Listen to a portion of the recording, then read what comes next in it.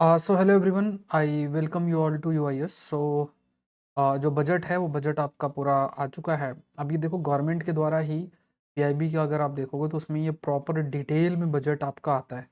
तो हमें इसमें जो कंटेंट है उसको लाइन टू लाइन एक्सेस करना है, पूरा एक एक करके समझना है। तो ये देखो, ये 1 फरवरी को ही ये पूरा का पूरा पीडीएफ गवर्नमेंट आपके लिए बना के देती है। तो इसमें जो कंटेंट होता है उसको बहुत इंपॉर्टेंट है कि हम इसमें जो चीज़ें हैं उसको कवर करें। खासतौर से देखो, बजट 2 पार्ट में होता है, पार्ट 1 एंड पार्ट 2। पार्ट 2 जो है, पार्ट बी जिसे हम कहते हैं, उसमें मेनली टैक्सेशन से रिलेटेड है। तो वो हमारे एग्जाम पॉइंट ऑफ व्यू से इतना ज़्यादा इंपॉर्टेंट नहीं है। मतलब कुछ थोड़े बहुत जो है वो अपने आप ही पता चल जाता है। यहाँ पे देखो, पार्ट 1 में बहुत सारे जो एक अप्रोच है वो आपका हाईलाइट किया जाता है। तो यहाँ पे 75 ईयर्स ऑफ इंडियन इंडिपेंडेंस है, और यहाँ पे कहा गया कि जो इकोनॉमिक ग्रोथ है वो कितना एस्टिमेट किया गया, 7%। और कई सारी चीज़ें हम लोग फेस भी कर रहे हैं, चाहे वो एक प्रकार से ग्लोबल स्लो डाउन हो, पैंडमिक हो, कोविड-19 की वजह से अगर देखा जाए तो ग्लोबल स्लो डाउन फेस करना पड़ा, रशिया यूक्रेन वॉर की बात की जाए।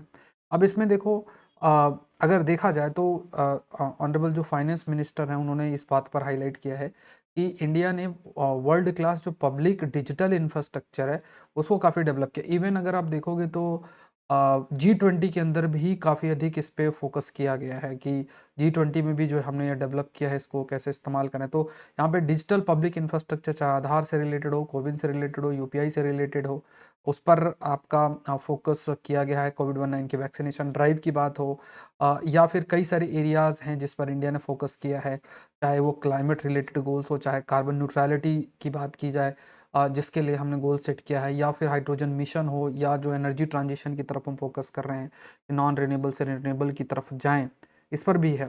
फिर सरकार ने इसमें इसमें ये भी मतलब जो फाइनेंस मिनिस्टर हैं उन्होंने कहा कि कोई भी हंगरी नहीं सोता है। 80 करोड़ आसपास जो पर्सन है उनको फ्री फूड ग्रेन्स आपके प्रोवाइड किए जाएंगे, और इसे फर्दर लाभ लाइक ये आपका इम्प्लीमेंट होता रहेगा 1 जनवरी 2023 से। और इसके तहत जो फ्री फूड ग्रेन्स हैं, अंत्योदय और प्रायोरिटी जो हाउस होल्ड है, नेक्स्ट 1 ईयर तक आपका कंटिन्यू रहेगा इस स्कीम के तहत। और इसमें लगभग आपका 2 लाख करोड़ का खर्चा आएगा। तो पीएम गरीब कल्याण जो अन्न योजना है वो आपकी कंटिन्यूसली 1 ईयर तक अभी चलती जाएगी। अब देखो, इस साल इंडिया के पास G20 की प्रेसिडेंटशिप भी है। तो G20 प्रेसिडेंटशिप की बात करें तो इंडिया को एक यूनिक अपॉर्चुनिटी मिल जाती है। इंडिया के जो वैल्यू सिस्टम है, जो हम कहते हैं कि वर्ल्ड एक फैमिली की तरह है, वासुदेव कुटुंबकम की बात करते हैं, वर्ल्ड इकोनॉमिक ऑर्डर की बात करते हैं, तो इस पूरे की पूरे थीम पर हम काम करें, और किस तरीके से पीपल सेंट्रिक एक एजेंडा, जो पीपल सेंट्रिक एजेंडा डेवलप करें, डेवलपिंग कंट्रीज़ के वॉइस को हम रेस करें, साथ में ऐसा इकोनॉमी के आर्थिक विकास लेकर आएँ जिसमें एनवायरनमेंट पे फोकस रखा जाए, या जो सस्टेनेबिलिटी पर जो है वो फोकस आपका किया जाए। इसके अलावा इसमें जो पर कैपिटा इनकम है वो डबल हुई है, लाइक रुपीज़ 1.97 लाख तक है। एंड फर्दर जो हम फिफ्थ लार्जेस्ट इकोनॉमी बने हैं ये भी है।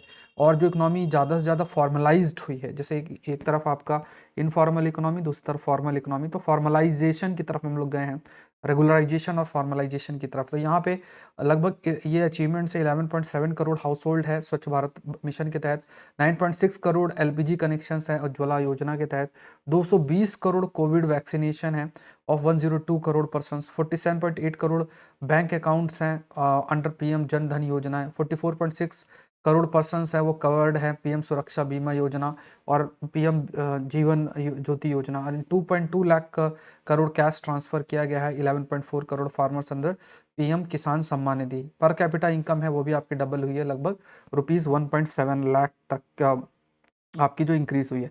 अमृतकाल है जो ये समय है, तो अमृतकाल में जो फोकस आपका किया गया है कि पहला जो empowerment, empowered and inclusive economy की तरफ है, मतलब यहाँ पे इकोनॉमिक कैपेसिटी इंक्रीज करना, इकोनॉमिक जो ग्रोथ होता है उसका जो बेनिफिट है, डेवलपमेंट का बेनिफिट है वो सब तक रीच करे, इस पर आपका फोकस किया गया है। सारे सिटीजन्स हैं उनको अपॉर्चुनिटी दी जाए, यूथ को अपॉर्चुनिटीज़ मिले, जॉब क्रिएट आपका किया जाए, जो हमारा पूरा आर्थिक ढांचा है उसमें स्टेबिलिटी आए, एक ट्रस्ट का जो एनवायरनमेंट है वो फोकस आपका किया गया है। टेक्नोलॉजी का कैसे इस्तेमाल किया जा सकता है इकोनॉमी के डेवलपमेंट की तरफ, नॉलेज बेस्ड इकोनॉमी को कैसे डेवलप किया जा सकता है, टेक्नोलॉजी का इस्तेमाल कैसे किया जाए, पीपल पार्टिसिपेशन, जन भागीदारी कैसे किया जा सके जिसमें इंक्लूसिव ग्रोथ हो सके, जिसको हम टेक्निकली सबका साथ, सबका प्रयास और सबका विश्वास और सबका विकास, इस टाइप का जो हम एक लाइन भी पढ़ते हैं। तो यहाँ पे फोकस किया गया है कि यूथ के लिए अपॉर्चुनिटी जनरेट किया जाए, जॉब क्रिएट किया जाए, और जो मैक्रो इकोनॉमिक लेवल पे है, जो आपका पूरा आर्थिक ढांचा है, उसके अंदर स्टेबिलिटी लेकर आया जाए। और कई प्रकार का फोकस है, चाहे वुमेन के एम्पावरमेंट पे फोकस किया गया, खासतौर से जो रूरल वुमेन हैं उनको कैसे एम्पावर किया जाए, सेल्फ हेल्प ग्रुप बना के, और भी कई कदम उठा के जो है एम्पावरमेंट की तरफ जाया जाए। फिर पीएम विश्वकर्मा कौशल सम्मान है, जो हमारे ट्रेडिशनल आर्टिशंस हैं, आर्टिस्ट हैं, क्राफ्ट्समैन्स हैं, वर्कर्स हैं, उनको किस तरीके से हम एम्पावर कर सके, इस पर फोकस किया गया। कैसे सेल्फ रिलायंट उन्हें बनाया जा सके, इस पर फोकस किया गया है। स्मॉल मीडियम जो एंटरप्राइजेज हैं उनको डेवलप करना, उनके प्रोडक्ट को इंटीग्रेट करना, चेन डेवलप करना, स्किल प्रोवाइड करना, टेक्नोलॉजी का इस्तेमाल करना, उनके ब्रांड को प्रमोट करना, इस पर भी फोकस किया है। इवन जो प्रोडक्ट स्मॉल मीडियम एंटरप्राइजेस के द्वारा बनाए जाते हैं, तो एक पेमेंट सिस्टम क्रिएट करना, ग्लोबल मार्केट का उनको हिस्सा बनाना, उनके ब्रांड को प्रमोट करना, इस पर भी फोकस किया गया है। फिर तीसरा जो एरिया है आपका, टूरिज्म को प्रमोट करने की बात की गई है। टूरिज्म को प्रमोट किस तरीके से, जो डोमेस्टिक और फॉरेन टूरिस्ट हैं उनको कैसे अट्रैक्ट किया जा सके अलग अलग जगह से, कि हमारे डोमेस्टिक जो टूरिस्ट हैं वो भी इधर से उधर जाएं और प्लस बाहर से भी लोग हैं। फिर ग्रीन ग्रोथ पे फोकस किया गया है। ग्रीन ग्रोथ यहाँ पे कि एनवायरनमेंट फ्रेंडली ग्रोथ हो, कार्बन एमिशन कम से कम हो, ग्रीन एनर्जी का इस्तेमाल हो, रिन्यूएबल एनर्जी का इस्तेमाल हो, ग्रीन मोबिलिटी, ग्रीन बिल्डिंग, इन सब ग्रीन इक्विपमेंट्स, यहाँ ग्रीन शब्द का मतलब सब कुछ एनवायरनमेंट फ्रेंडली हो, ऐसा फोकस आपका किया गया। फिर एक कंसेप्ट जो इस बजट के अंदर रखा गया है वो सप्तऋषि कंसेप्ट है। सप्तऋषि में आपके 7, ये बिल्कुल मेंस में प्रश्न आ सकता है, 7 मेजर फोकस रखे गए हैं अमृत काल के अंदर। पहला इंक्लूसिव डेवलपमेंट पे, फिर है आपका लास्ट माइल तक रीच करना, मतलब जो अनटच्ड रह गए हैं उन तक रीच करना, इंफ्रास्ट्रक्चर इन्वेस्टमेंट इंप्रूव करना, और पोटेंशियल जो है उसको रियलाइज करना।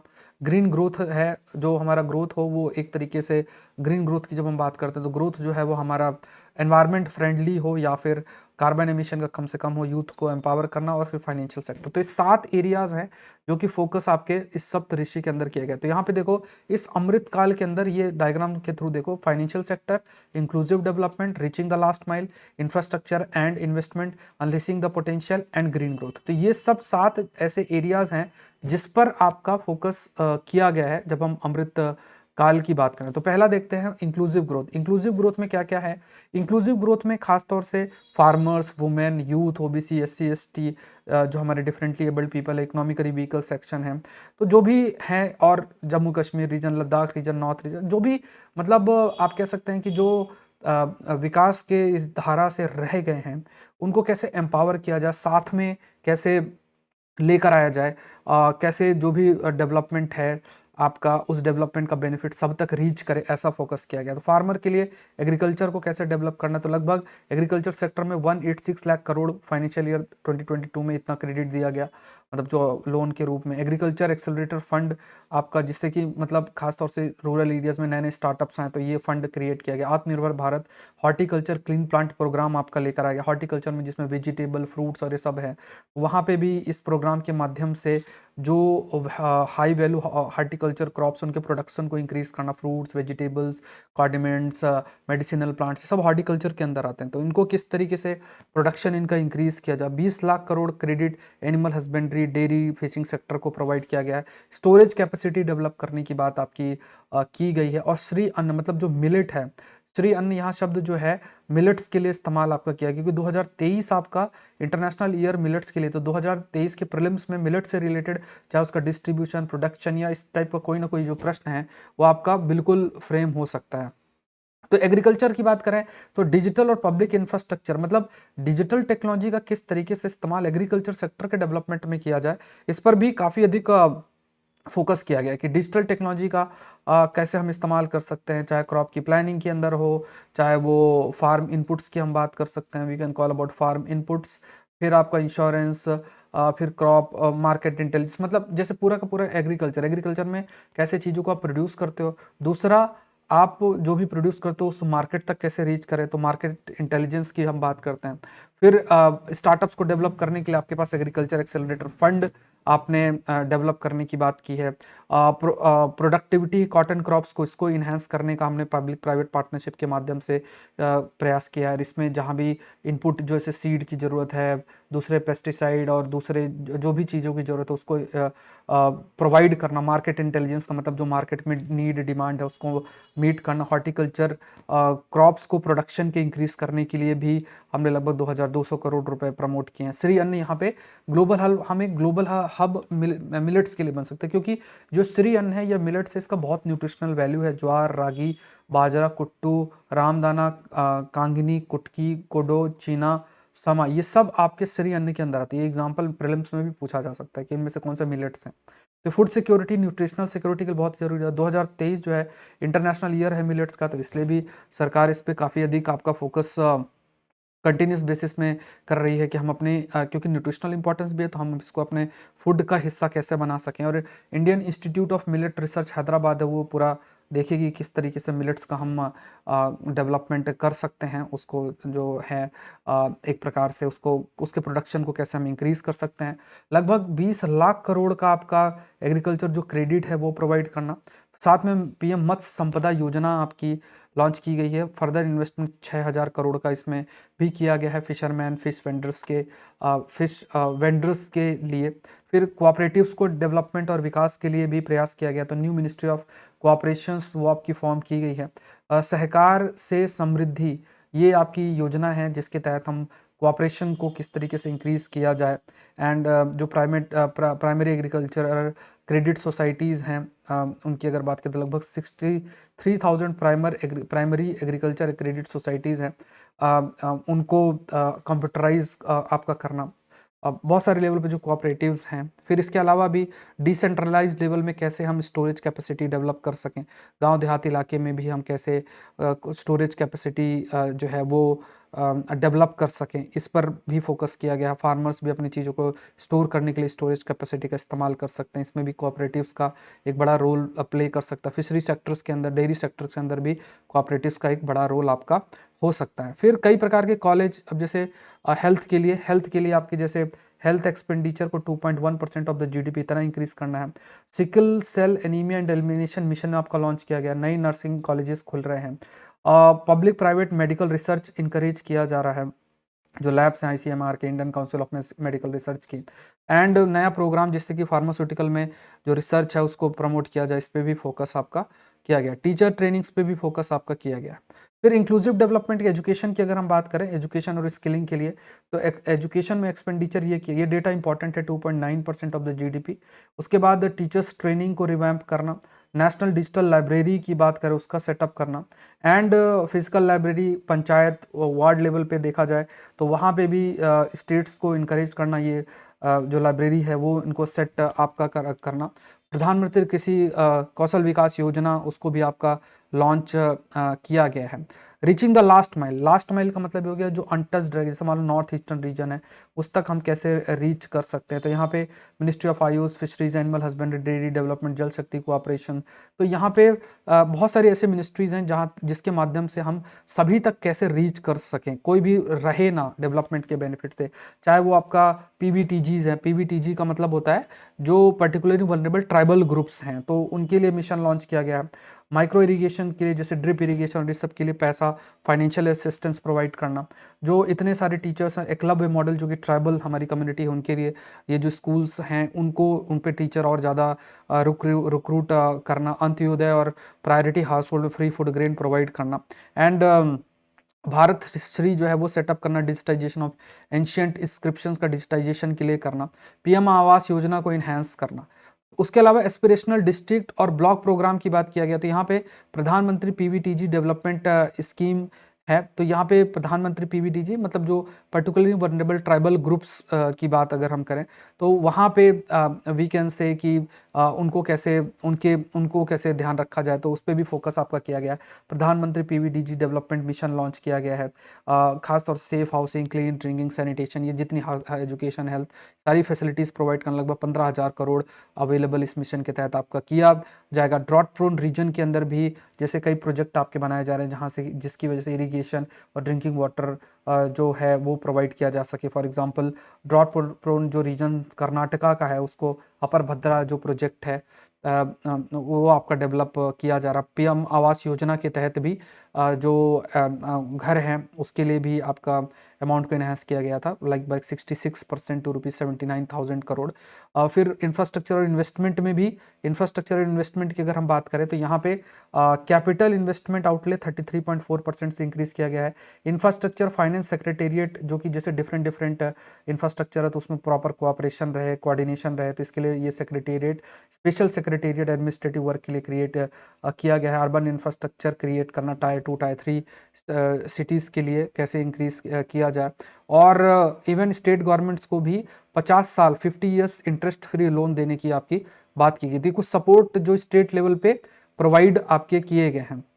रेलवेज की बात करें तो यहाँ पे भी लाइक डिफरेंट डिफरेंट जो प्रोजेक्ट्स हैं, मतलब कनेक्टिविटी के लिए ज़रूरी है कि रोड, रेल, पोर्ट्स इनकी प्रॉपर कनेक्टिविटी रहे, तभी coal, steel, fertiliser, food grains इन सबको हम एक जगह से दूसरी जगह लेकर जा सके हैं। और यहाँ पे भी लगभग काफ़ी सारा पैसा, लगभग 75,000 करोड़ रुपीज़ आपका किया जाएगा। Additional airports, heliport, water aerodromes और ये सब भी आपका डेवलप किया जाएगा, इस पर भी फोकस किया गया। अनलीशिंग द पोटेंशियल की अगर बात करें तो यहाँ पे अनलीशिंग द पोटेंशियल, तो यहाँ पे किस तरीके से एडमिनिस्ट्रेशन को ट्रांसपेरेंट और अकाउंटेबल बनाया जाए। ई कोर्ट्स का इस्तेमाल करना, डिजिटल टेक्नोलॉजी के माध्यम से जो कोर्ट्स हैं वो रन हो, डिजिटल टेक्नोलॉजी का इस्तेमाल किया जाए जस्टिस को एडमिनिस्टर करने के लिए। विवाद से विश्वास है तो खास तौर से कई प्रकार के जैसे केसेस चल रहे हैं, कोई बिजनेसमैन है या स्मॉल इंडस्ट्रीज हैं तो उनको किस तरीके से विश्वास इंक्रीज किया जाए। बहुत सारी पेनल्टीज़ हैं तो उनको क्रिमिनलाइज ना किया जाए, खाली नॉर्मल मॉनेटरी जो है पेनल्टी लगा के या उसे क्रिमिनलाइज ना करके मॉनेटरी कुछ भी पेनल्टी है वो लगाई जा सके। ऐसा नहीं कि बहुत ज़्यादा क्रिमिनलाइज किया जाए, तो ईजिली सेटलमेंट हो, कोई भी डिस्प्यूट हो, इस पर भी फोकस किया गया है। Result based financing, better allocation के लिए डिजिटल लॉकर्स भी आपके सेटअप करने की बात की गई। फिर फर्दर ऐसे एरियाज है जैसे आर्टिफिशियल इंटेलिजेंस इंडिया की बात करें तो यहाँ पे make AI in India and make AI work for India. तो make AI artificial intelligence India में ही बनाओ और इंडिया में ही ये चीज़ कार्य करे, तो इस पर भी फोकस आपका किया गया है। एजुकेशनल इंस्टीट्यूशंस में आर्टिफिशियल इंटेलिजेंस का कैसे इस्तेमाल किया जा सके, कई सारे जो बड़े बड़े प्लेयर्स हैं उनसे हम कैसे कोलैबोरेट कर सकते हैं, ये है। तो खास तौर से ये देखा गया बहुत सारे different different area, agriculture, health, education, इन सारे डिफरेंट डिफरेंट एरियाज में आर्टिफिशियल इंटेलिजेंस का इस्तेमाल हम कैसे कर सकें। फिर आपका नेशनल डेटा गवर्नेंस पॉलिसी पर भी फोकस किया गया है कि जो डेटा जनरेट होता है उस डेटा का कैसे सही से इस्तेमाल किया जा सके। तो आपके पास नेशनल डेटा गवर्नेंस पॉलिसी लेकर आने की बात की गई है। और कई प्रकार के इनोवेशन रिसर्च के लिए बहुत ज़्यादा ज़रूरी भी आपका फोकस किया गया है। डिजी लॉकर्स सेट करना, एंटिटी डिजी लॉकर्स सेट करना एमएसएमईज के लिए, जो लार्ज बिजनेस हैं, चैरिटेबल ट्रस्ट हैं, जिससे कि वो अपने पूरे जो भी डेटा है उसको स्टोर कर सके। जैसे आज आप भी, आपके पास डिजी लॉकर, उसमें अपने डॉक्यूमेंट्स रख सकते हैं, उसको डाउनलोड करके जब दिखा सकते हैं। तो वहाँ पे ये क्या है, ये एक एग्जाम्पल है डेटा गवर्नेंस का, कि जो भी डेटा है उसको किस तरीके से हम सही प्रकार से इस्तेमाल कर सकें। ऐसा नहीं इधर उधर हो, इंसान अपना जो भी है पर्सन सिटीजन अपने डॉक्यूमेंट्स एक्सेस कर सके और सरकारों को भी आसानी रहे वो डेटा के माध्यम से अपनी पॉलिसीज़ जो है वो लेकर आना और अपने बिजनेस मॉडल में अलग अलग तरीके से फोकस करना। फिर ग्रीन ग्रोथ की अगर बात करें तो यहाँ पे ग्रीन ग्रोथ में ग्रीन ग्रोथ का मतलब ये हो गया कि जो भी आपकी ग्रोथ हो वो एनवायरमेंट फ्रेंडली हो, एनवायरमेंट एस्पेक्ट को ध्यान में रखा जाए। तो ग्रीन क्रेडिट प्रोग्राम भी है, जैसे कोई भी सस्टेनेबल एनवायरमेंट फ्रेंडली प्रोजेक्ट है उसमें पैसा आसानी से मिले। पीएम प्रणाम करके है, वो भी जो स्टेट यूनियन टेरिटरीज हैं वो अल्टरनेटिव फर्टिलाइजर्स लेकर आएँ, खास तौर से जो केमिकल बेस्ड ना हो इस पर। तो ये स्कीम है पीएम प्रणाम, ये भी आपको याद रखना है। वेस्ट टू वेल्थ पर भी है, जो गोवर्धन स्कीम है कि जो वेस्ट है उससे वेल्थ कैसे जनरेट किया जाए। मैनग्रोव प्लांटेशन के लिए आपकी ये मिस्टी स्कीम है। अमृत धरोहर जो है वो नेक्स्ट 3 ईयर्स के लिए है, वेटलैंड्स के लिए। तो देखो ये याद रखना है कि पीएम प्रणाम फर्टिलाइजर के लिए है, Govardhan scheme waste to wealth के लिए है, मिस्टी की बात करें तो ये मैनग्रोव प्लांटेशन के लिए, अमृत धरोहर की बात करें तो ये वेटलैंड से आपका रिलेटेड है, ये ध्यान में रखें। गोवर्धन स्कीम जैसे वेस्ट टू वेल्थ, जो भी वेस्ट हो उससे कैसे वेल्थ जनरेट किया जा सके। मान लो मैन्योर क्रिएट किया, एनर्जी जनरेट कर लिया, जैसे आपका कंप्रेस्ड बायोगैस है, तो ऐसे प्लांट्स काफ़ी सारे क्रिएट करना। फिर भारतीय प्राकृतिक खेती बायो इनपुट रिसोर्स सेंटर्स हैं, तो यहाँ पे जो भी आपके सपोज करो कि कई प्रकार के जैसे केमिकल्स का इस्तेमाल होता है, उसकी जगह नेचुरल फार्मिंग की तरफ हम प्रोसीड करें, जो भी नेचुरल रिसोर्सेस उसका इस्तेमाल किया जा सके जो बायोडिग्रेडेबल भी हो, फर्टिलाइज़र के रूप में, पेस्टिसाइड के रूप में भी ऐसी पेस्टिसाइड्स भी हमारी डेवलप हो सकती हैं। फिर फर्दर व्हीकल स्क्रैपिंग पॉलिसी भी हम लाइक वी हैव जैसे प्रपोज बजट 2021-22 के अंदर आपका किया भी गया था कि जो ओल्ड व्हीकल्स है उसको स्क्रैप करना। यूथ के एम्पावरमेंट के लिए भी यहाँ पे अमृत पीढ़ी रियलाइज देयर ड्रीम, तो यूथ को एम्पावरमेंट के लिए भी आपका फोकस किया गया स्किलिंग में और इन सब में। तो यूथ पावर की बात करें तो एम्पावरिंग अमृत पीढ़ी, तो प्रधानमंत्री कौशल विकास योजना जिसके माध्यम से कई सारे डिफरेंट एरियाज हैं वहाँ पे उनको ट्रेनिंग देना, नए नए कोर्सेज एआई रोबोटिक्स इन सब में। स्किल इंडिया डिजिटल प्लेटफॉर्म्स की बात करते हो, जो डिजिटल इकोसिस्टम है, तो वहाँ पे demand based formal skilling, linking employers and facilitating access to entrepreneurship scheme. यहाँ पे डिजिटल जो इकोसिस्टम है उसको किस तरीके से डेवलप किया जाए, इस पर भी आपका फोकस किया गया है। अमृत पीढ़ी जो अमृत काल के दौरान है, तो यहाँ पे ट्रेनिंग प्रोग्राम, अप्रेंटिसशिप प्रमोशन है, टूरिज्म को बूस्ट करने से भी एम्प्लॉयमेंट अपॉर्चुनिटी होगी। यूनिटी मॉल्स स्टेट कैपिटल्स में अलग अलग टूरिस्ट वहाँ पे आते हैं इंटरेक्ट करना, साथ में जो वन डिस्ट्रिक्ट वन प्रोडक्ट है वो वहाँ पे इजीली मिल सके, जीआई टैग बेस्ड प्रोडक्ट है एक जगह पे। तो ये यूनिटी मॉल्स स्टेट कैपिटल्स में क्रिएट करना, जो कल्चरल के एक हब के रूप में भी आपका कह सकते हैं वहाँ पे रहे। तो ये सारी स्कीम्स आपकी फोकस की गई हैं। फिर एमएसएमई सेक्टर्स को इजीली जो क्रेडिट गारंटीज है, मतलब आसानी से जो लोन है वो आपका प्रोवाइड हो जाना। तो देखो ये सारी पीडीएफ हैं, तो वो मैं आपको पीडीएफ शेयर कर दूंगा। अब इसमें पूरी सारी जितनी भी चीज़ें हम लोगों ने डिस्कस कर लिया, अब इसमें ये बस देखना कि पार्ट बी के टैक्सेशन से रिलेटेड है, तो पीडीएफ मैं आपसे शेयर कर दूंगा, अब एक बार बात ग्रो थ्रू हो जाना। बट आप जो चीज़ें हम लोगों ने अभी डिस्कस की, अगर आप उसको की पॉइंट्स नोट कर लो इतने इतने, तो that are more than sufficient. तो फाइनेंशियल सेक्टर्स के लिए आपका नेशनल फाइनेंशियल इंफॉर्मेशन रजिस्ट्री है, जिससे कि इजीली जैसे पैसे देना है तो उसको फैसिलिटेट कर पाना, जहाँ जो फाइनेंशियल सर्विसेज नहीं मिल रही तो उनको फाइनेंशियल इंक्लूजन की तरफ जाना, फाइनेंशियल स्टेबिलिटी की तरफ फोकस करना, डेटा प्रोसेसिंग सेंटर्स भी क्रिएट करना, जैसे कई प्रकार के जो कंपनीज एक्ट के तहत कार्य है उसको इजीली एडमिनिस्टर किया जा सके। लगभग 9,000 करोड़ का इन्फ्यूजन फ्रॉम 1 अप्रैल 2023 से करना, इस पर भी आपका फोकस किया गया है। फिर महिला सम्मान बचत पात्र, बेनिफिट फॉर सीनियर सिटीजन्स, ये सब के लिए भी अलग अलग तरीके से गिफ्ट, जो आईएफएफसी है, जो इंटरनेशनल फाइनेंशियल है सेंटर है, तो यहाँ पे भी बिजनेस एक्टिविटी को प्रमोट करने के लिए जो भी फाइनेंशियल इंसेंटिव्स प्रोवाइड करना। अब जो सीनियर सिटीजन्स और उनके लिए क्या चीज़ है वो इतना इंपॉर्टेंट नहीं है एग्जाम पॉइंट ऑफ व्यू से देखा जाए। तो 50 स्टेट्स की बात करें तो देखो 50 ईयर इंटरेस्ट लोन स्टेट्स को प्रोवाइड करना, फिजिकल डेफिसिट लगभग 3.5% ऑफ द स्टेट जीडीपी, ये स्टेट्स को अलाउ किया गया है। तो फिजिकल डेफिसिट 2022-23 के लिए 6.4% है, ये रिवाइज एस्टिमेट है। 23-24 के लिए 5.9 बजट एस्टिमेट है, and is on target to be below 4.5%, लगभग 25-26 तक ये टारगेट आपका रखा। तो फिजिकल डेफिसिट मतलब कि सरकार कितना कमाती है, कितना एक्सपेंडिचर करती है, उसका गैप है। तो 4.5% का टारगेट हम रीच करेंगे 2025-26 में, ऐसा कहा गया। 23-24 में जो एस्टिमेट है 5.9% है। टोटल रिसिप्ट अगर देखा जाए बजट का, तो टोटल रिसिप्ट जो है वो 27.2 लाख करोड़ है, टोटल एक्सपेंडिचर 45 लाख करोड़ है, नेट टैक्स जो रिसिप्ट है वो 23.3 लाख का आपका करोड़ है। तो इसमें कुछ ये डेटा आपको थोड़ा सा देख लेना है पीडीएफ के अंदर। तो ये सारी चीज़ें हैं। देखो अनअकैडमी के अंदर भी मेरे कोर्सेस हैं, और अभी साइंस टेक का course I am going to launch, जो कि 15 तारीख से आपका शुरू हो जाएगा। तो साइंस टेक का कोर्स है और भी कई कोर्सेस है। तो आपको क्या करना है, unacademy.com में जाओ, unacademy.com में जाओ, और .com में, उसके बाद यूपीएससी सीएससी सेलेक्ट करो, उसके बाद कोड आएगा, कोड डाल दो SPLIV, कोड डालोगे मेरे कोर्सेज कर पाओगे। साथ में सारे एजुकेटर के सारे कोर्स, जैसे नेटफ्लिक्स होता है उसमें आप एक साल 1.5-2 साल के लिए जुड़ते हो, जितनी भी चीज़ें सब एक्सेस कर सकते हो। ऐसे ही जितने भी कोर्सेज टॉप एजुकेटर्स कहेंगे सभी को आप एक्सेस कर सकते हो। ये आपके पास अच्छी अपॉर्चुनिटी है, आप जरूर से जुड़ें और अपनी प्रिपरेशन को अच्छा करें, मोमेंटम बना के रखें। आई होप ये सेशन आपके लिए हेल्पफुल रहा होगा, क्योंकि सरकार के द्वारा पूरा जारी है, तो इसमें हमें इतना इतना पॉइंट्स डिस्कस कर लेना है। अब देखो, अब जब हिंदू एनालिसिस अब 1 हफ्ते तक जो चलेगा उसमें बजट ही बजट आएगा, तो उसमें फिर जो भी चीज़ें हैं वो हम लोग डिस्कस कर लेंगे, क्योंकि एक बार ओवरव्यू होगा तो अब जब डिटेल्ड एनालिसिस होगा तो आप बिल्कुल जैसे कोई एक पर्टिकुलर इशू को लेके अगर कोई आर्टिकल आता है तो इजीली आप समझ सकते हो। तो thank you everyone, thank you. UIS channel को जरूर से सब्सक्राइब करें।